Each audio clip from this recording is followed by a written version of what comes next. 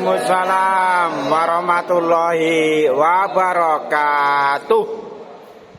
Alhamdulillah. Alhamdulillahirabbil alamin. Wassalatu wassalamu ala asyrofil anbiya'i wal mursalin wa ala alihi wa sahbihi ajma'in. Amma ba'du. Bapak-bapak, ibu-ibu jamaah salat maghrib yang dimuliakan Allah Subhanahu wa taala. Pertama dan yang paling utama, marilah kita panjatkan puja serta puji syukur kita kehadirat Allah Subhanahu wa taala, di mana di malam hari yang berbahagia ini kita masih diberikan berbagai macam karunia, terutama karunia nikmat iman, nikmat Islam, nikmat sehat walafiat, sehingga kita masih tetap menjalankan kewajiban kita, yaitu sholat maghrib berjamaah. Kemudian kita lanjutkan dengan membaca beberapa ayat dari Al-Quran. Salawat serta tidak lupa kita persembahkan kepada junjungan kita Habibana wa Nabiyana Muhammad sallallahu alaihi wasallam, yang telah membawa kita ke dalam yang terang-terang, begitu pula kepada keluarganya, sahabatnya, dan semoga kita di zaman akhir nanti mendapatkan syafaatnya. Amin. Amin. Amin. Amin. Amin. Ya Allah ya Rabbal alamin. Bapak-bapak hadirin jamaah yang dimuliakan Allah Subhanahu wa taala, kita lanjutkan kembali membaca dari Al-Quran surat Ali Imran ayat 46, 47, 48, 3 ayat aja ya. Kadang 49-nya panjang, jadi panjangan 3 ayat, 2 ayat, 3 ayat lebih pendek daripada 1 ayat 49. A'udzu billahi minasyaitonir rajim. Bismillahirrahmanirrahim. Wa yukallimun nasa fil mahdi wa kahlan wa minas shalihin. Qalat rabbi anna yakunu li waladun wa lam yamsasni basharun qala kadzalika yakhluqu ma yasha' idza qada amran fa innama yakunu lahu kun fayakun. Wa yu'allimuhul kitaba wal hikmata wat tawrata wal injil. Sadaqallahul azim. Saya akan bacakan arti dari ayat 46, 47, dan 48. Dan dia berbicara dengan manusia sewaktu dalam buayan dan ketika sudah dewasa, dan dia termasuk di antara orang-orang yang saleh. 46, 47. Dia Maria berkata, "Ya Tuhanku, bagaimana mungkin aku akan mempunyai anak, padahal tidak ada seorang laki-laki pun yang menyentuhku." Ya Allah berfirman, demikianlah Allah menciptakan apa yang dia hendaki. Apabila dia hendak menetapkan sesuatu, dia hanya berkata kepadanya, jadilah, maka jadilah sesuatu itu. Dan dia Allah mengajarkan kepadanya Isa Alkitab, hikmah, Taurat dan Injil. Sadaqallahu alazim. Ini 3 ayat. Kemudian saya akan bacakan hasanah pengakuan dari Quran surat Al-Imran ayat 48. Lama ya? 5 menit lagi ya. Akhir zaman dan munculnya Al-Mahdi. Dan Allah akan mengajarkan kepadanya Alkitab, hikmah, Taurat dan Injil. Untuk memahami rujukan atas Alkitab yang disebutkan di ayat ini, kita harus melihat ayat-ayat lain di dalam Al-Quran yang relevan dengan pokok permasalahan ini.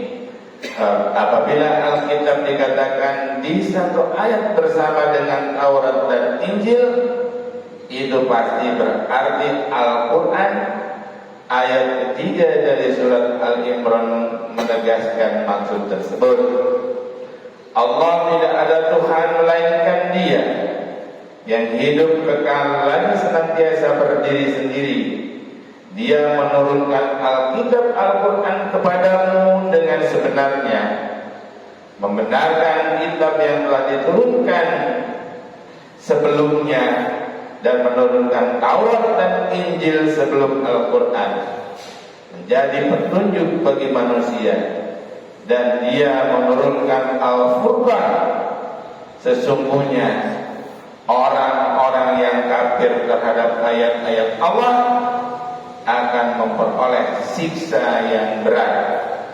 Dan Allah Maha Perkasa, lagi mempunyai balasan siksa.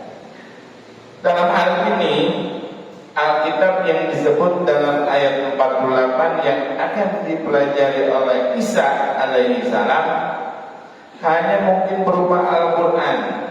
Kita mengetahui bahwa Isa alaihi salam telah mengetahui Taurat dan Injil selama kehidupannya, yaitu sekitar 2000 tahun yang lalu.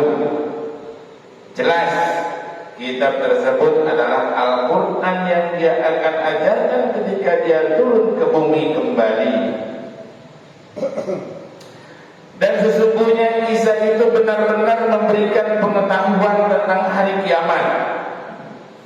Karena itu janganlah kamu ragu-ragu tentang kiamat itu, dan ikutilah aku.